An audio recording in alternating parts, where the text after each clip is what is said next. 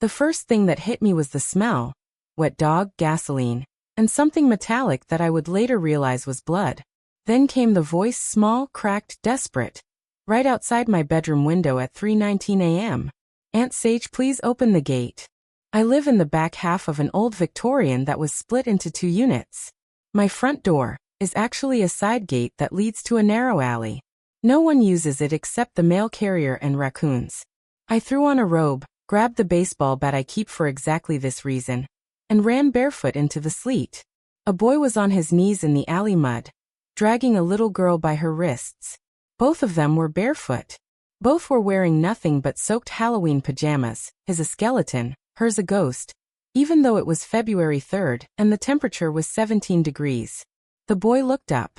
It was Levi, my sister's oldest. I hadn't seen him since he was 8. He was 12 now, and his eyes were already dead. "She fell," he rasped. "I can't carry her anymore." The girl, Ellie, was unconscious, lips black, skin mottled white and purple. A thin line of blood trickled from her hairline. Her breathing was a wet, whistling rattle. I dropped the bat and scooped her up. She weighed less than the trauma bag I haul to work every day. Levi tried to stand and collapsed again. His feet were raw meat. He'd lost both shoes somewhere in the 2-mile trek from his parents' new loft downtown. I carried Ellie inside, Levi crawling behind me like a wounded animal. I didn't call 911 right away. I called Dr. Patel in PICU first, off-the-record favor from years of working codes together, and told her to expect 2 critical PEDs, probable hypothermia plus head trauma, ETA 8 minutes if I floored it. Then I called 911 so there would be a record. I wrapped Ellie in every towel I owned, started warmed 4 fluids in the microwave-safe bags pressed to her axilla and groin, and forced Levi to drink warm Gatorade between retches. He kept apologizing. For bleeding on my floor. For waking me. For existing. Between shivers he told me, in the same flat voice kids use when they've given up on being believed, Dad said the new apartment's keypad was childproof. He changed the code so Ellie couldn't get out and wander. He forgot to tell us the new one. We were locked out at 9. It started snowing at 10. Ellie had an asthma attack at midnight. I broke the lobby window with a brick so I could get her inhaler, but the alarm went off and I panicked. So we ran. 2 miles. Downtown to my neighborhood. In socks. By the time we reached the ER, Ellie was seizing from the cold. They took her straight to Trauma Bay 1. Levi passed out in the ambulance bay, feet already turning black. My sister Harper and her husband Mason showed up at 7 a.m. in formal wear, champagne flute still in hand from some rooftop gala.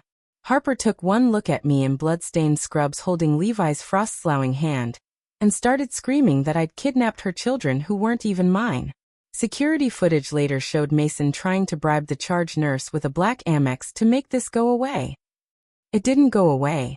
Children's Services removed the kids that same morning. The caseworker, Ms. Delgado, gave me the speech. Kinship placement possible, but my 600-square-foot studio with the cat and the leaky ceiling didn't qualify. "You have 5 days," she said, "or they go into emergency foster." 5 days to turn my life into a home. I sold my motorcycle the same afternoon. Then the signed first edition nursing textbooks. Then the concert tickets I'd been saving for a year. Then the kidney. Kidding about that last one, but only barely.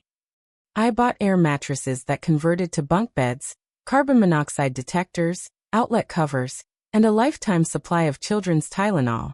I painted the living room a soft yellow, the color of mourning, because gray was too depressing. On day 4, Ms. Delgado walked through my tiny space, took in the child locks, the fire escape plan taped to the fridge, the 2 new car seats still in boxes, and the empty place on the counter where my beloved pour-over setup used to live. She looked at me for a long moment. "Welcome to the hardest job you'll ever love," she said, and stamped approved. The kids came home on a Tuesday. Ellie woke up screaming every night for 3 weeks. Levi slept on the floor outside her door with a kitchen knife under his pillow just in case. Harper went full scorched earth online, 300,000 followers eating up her stolen children narrative. My employer got death threats. Someone slashed my tires. Then the doorman from their luxury building came forward. He'd watched Mason drunkenly change the lobby code to his wedding date in Pig Latin at 10:47 p.m. while laughing that Now the brats can't escape. He'd saved the security footage because he has a daughter Ellie's age. The footage went to the DA the same day. Harper's bail was revoked when she violated the no-contact order by showing up at the children's therapy appointment in disguise. Mason took a plea. For years. Harper took 3. The loft sold. The proceeds funded a Trust 1 control and a down payment on a little greenhouse with a porch swing and a lemon tree in the backyard. Tonight Ellie is 8 and missing her 2 front teeth again, this time on purpose. Levi is 15, starting pitcher for the high school team, and has a B+ in algebra because he finally believes someone will still be there tomorrow to check his homework.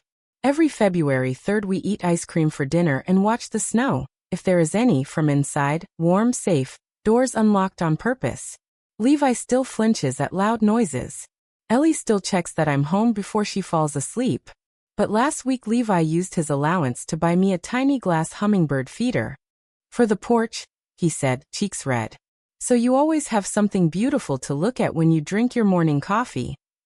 I hung it in the lemon tree the same day. Some doors slam shut forever. Others, the right ones, stay open exactly as long as they're needed.